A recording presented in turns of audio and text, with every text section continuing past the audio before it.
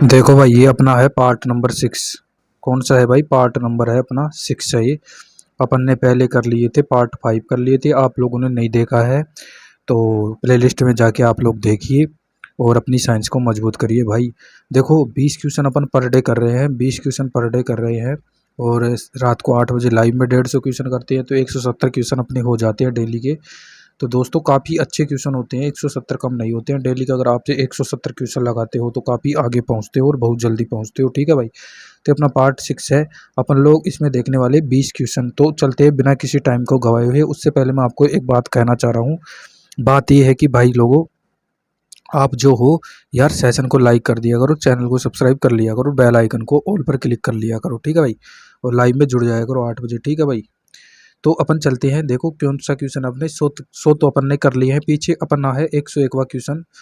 ठीक है भाई। अब ये देखते हैं अपना 101वां क्वेश्चन क्या बोल रहा है। तो चलो शुरू करते हैं बिना किसी टाइम को गवाए हुए प्यारे भाइयों। देखो किसी मनुष्य के शरीर का सामान्य तापक्रम होता है, कितना होता है मनुष्य का सामान्य तापक्रम? 65 डिग्री होता है, 95 डिग्री होता है, 98 होता है, 99 होता है। तो दोस्तों याद रखना, 98 डिग्री अपना मनुष्य के शरीर का सामान्य तापक्रम होता है। सामान्य की बात की जा रही है तो सामान्य अपना हो जाएगा 98 डिग्री। ऑप्शन नंबर सी इसका राइट आंसर हो जाएगा। ठीक है प्यारे भाई। अब मैं दिखाता हूँ आपको, ऑप्शन नंबर सी इसका राइट आंसर है। चलते हैं अपने नेक्स्ट क्वेश्चन की तरफ। अब ये बताइए 102वां क्वेश्चन क्या है? ऊष्मा का सबसे अच्छा चालक कौन सा है? ऊष्मा का सबसे अच्छा अच्छा बताना है सबसे।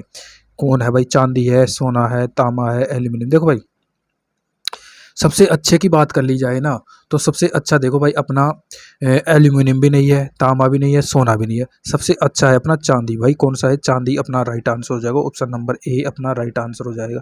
चलो मैं आपको दिखाता हूँ, ए इसका राइट आंसर है। ठीक है भाई।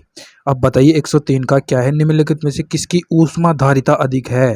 अरे भाई ऊष्मा धारिता बतानी है अपने को, ऊष्मा धारिता ये बतानी है। ऊष्मा धारिता सबसे अधिक है, बताओ देखा किसकी अधिक है ऊष्मा धारिता? बेंजीन की, जल की, सोने के टुकड़े की और ये अपनी लोहे के टुकड़े की।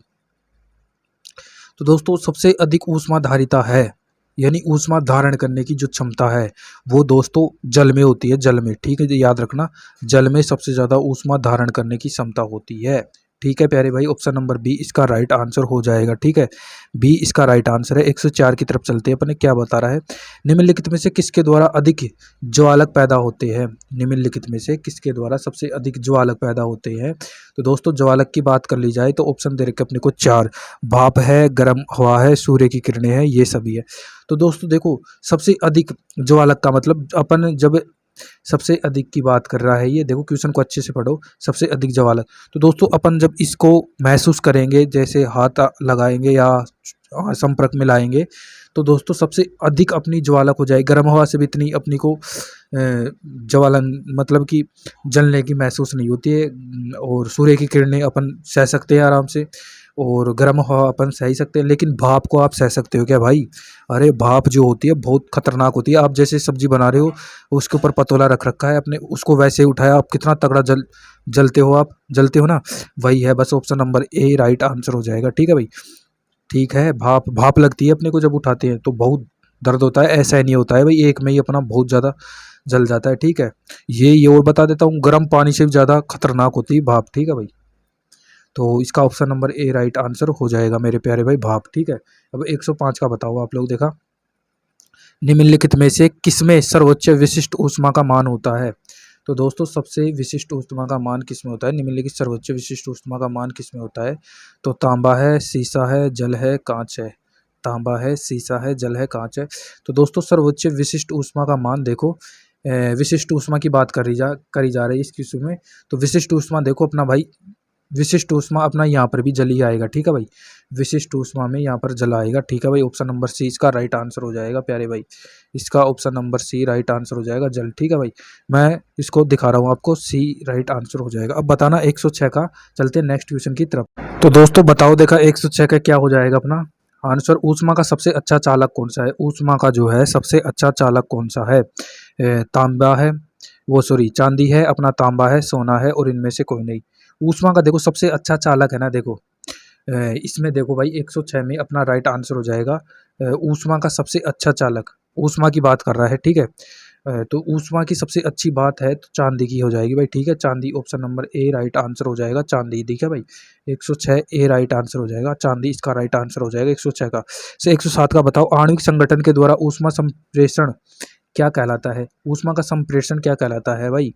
आणविक संगठन के द्वारा संवहन कहलाता है, विकिरण कहलाता है, या चालन कहलाता है, या फिर प्रकीर्णन कहलाता है?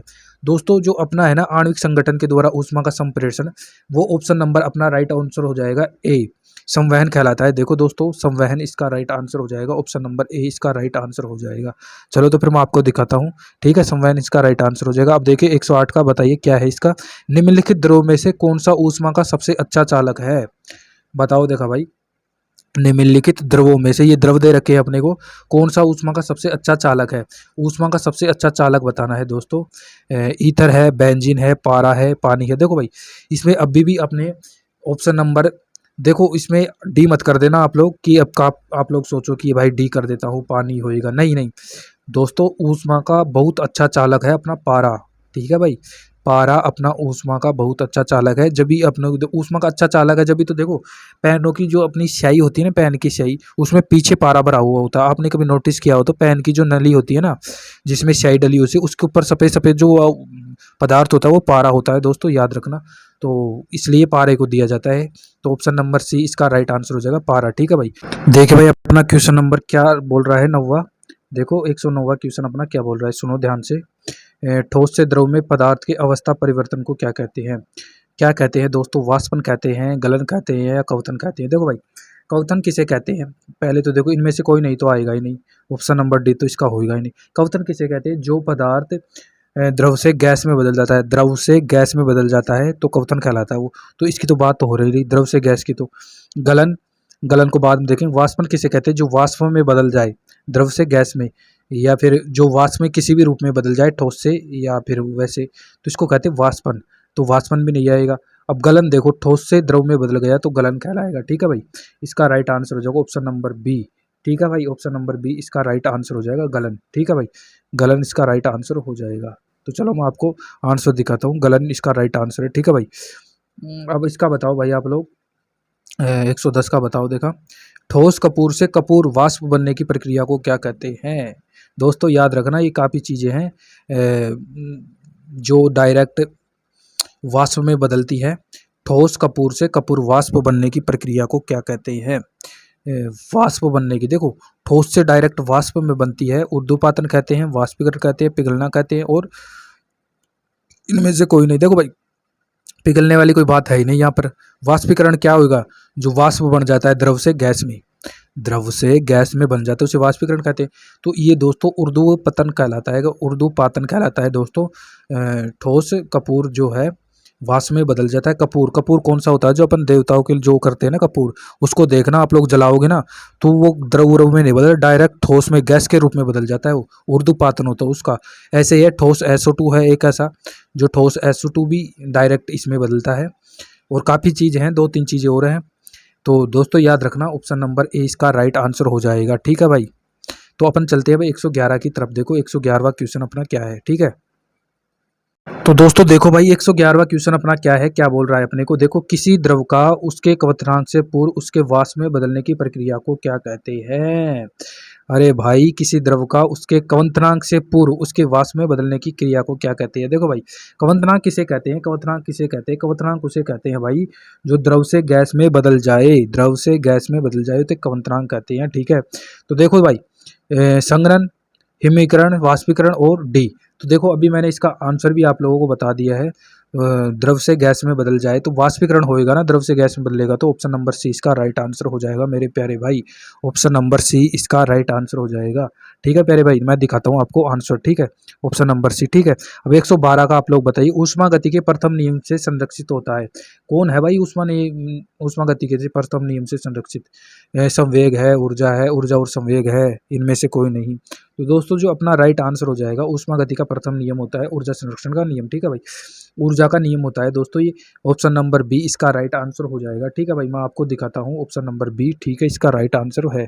113 का आप लोग बताइए, यदि किसी स्थान के तापमान में सहसा यानी अचानक वृद्धि हो जाए तो आपेक्षिक आर्द्रता क्या होती है मेरे भाई, प्यारे भाई? जल्दी बताओ देखा। आपेक्षिक आर्द्रता क्या होगी? देखो, बढ़ती है या घटती है या स्थिर रहती है, घटती बढ़ती रहती है। यदि किसी स्थान के तापमान में अचानक वृद्धि हो जाए, सहसा वृद्धि हो जाए, तो आपेक्षिक आर्द्रता जो अपनी आर्द्रता रहेगी वो घटेगी या बढ़ेगी। देखो भाई, तापमान में जब वृद्धि होगी अचानक, जब तापमान में अचानक वृद्धि हो जाएगी, तो आर्द्रता है ना, आर्द्रता, आर्द्रता का मतलब नमी, जो आर्द्रता है ना वो क्या हो जाती है दोस्तों, तापमान में वृद्धि होने पर घट जाती है। ठीक है भाई, घट जाती है। ऑप्शन नंबर बी इसका राइट आंसर हो जाएगा। ठीक है, ऑप्शन नंबर बी इसका राइट आंसर हो जाएगा, घटती है भाई। ठीक है, अब बताओ 114वां का, ध्वनि तरंगों की प्रकृति कैसी होती है? भाई ध्वनि जो तरंगे होती हैं उनकी प्रकृति कैसी होती है, नेचर कैसी होती है उनकी? अनुदैर्घ्य होती है, अप्रगामी होती है, अनुप्रस्थ होती है, विद्युत चुंबकीय होती है। तो दोस्तों जो अपनी ध्वनि तरंगों की जो प्रकृति होती है वो देखो भाई, अपनी होती है अनुदैर्घ्य, अनुदैर्घ्य तरंगे होती हैं भाई। ऑप्शन नंबर ए इसका राइट आंसर हो जाएगा। ठीक है प्यारे भाई, याद रखना ऑप्शन नंबर ए इसका राइट आंसर हो जाएगा, अनुदैर्घ्य। ठीक है, याद रखना। ध्वनि की चाल अधिकतम होती है, ध्वनि की चाल अधिकतम किस में होती है भाई, जल्दी बताओ। देखा, जल में होती है, वायु में होती है, निर्वात में होती है, इस्पात में होती है। तो दोस्तों इसका राइट आंसर देखो, ध्वनि की चाल जो अपनी होती है अधिकतम, जल, वायु, निर्वात और इस्पात। जल में तो देखो भाई, जल में तो होती ही नहीं है। वायु में कहाँ होएगी, वायु में भी नहीं होएगी भाई।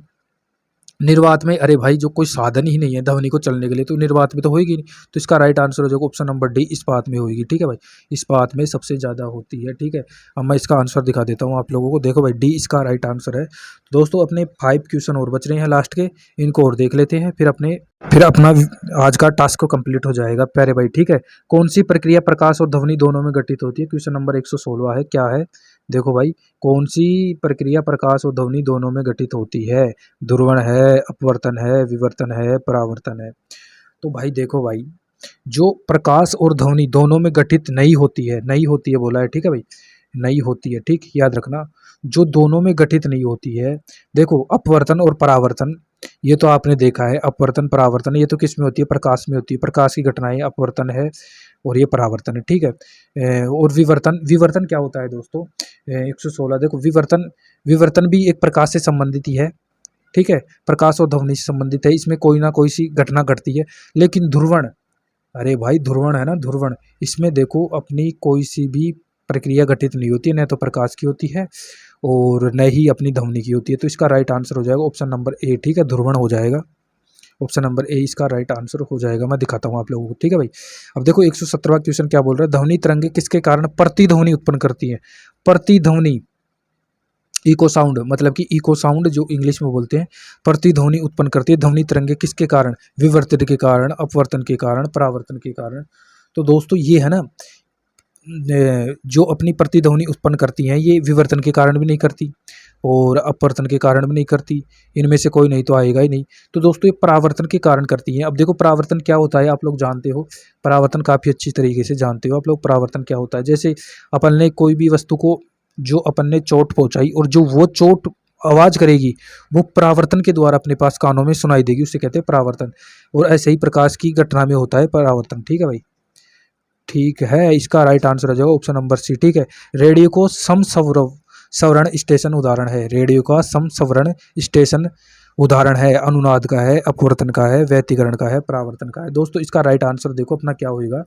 तो दोस्तों इसमें देखो, अनुनाद, अपवर्तन, व्यतिकरण और परावर्तन, ये 4 ऑप्शन अपने को दे रखी है। तो दोस्तों जो रेडियो का समसवरण होता है वो अनुनाद के कारण होता है। ठीक है भाई, इसका उदाहरण है अनुनाद। ठीक है, 118 का राइट आंसर हो जाएगा अनुनाद। रेडियो का समसवरण स्टेशन क्या कहलाएगा?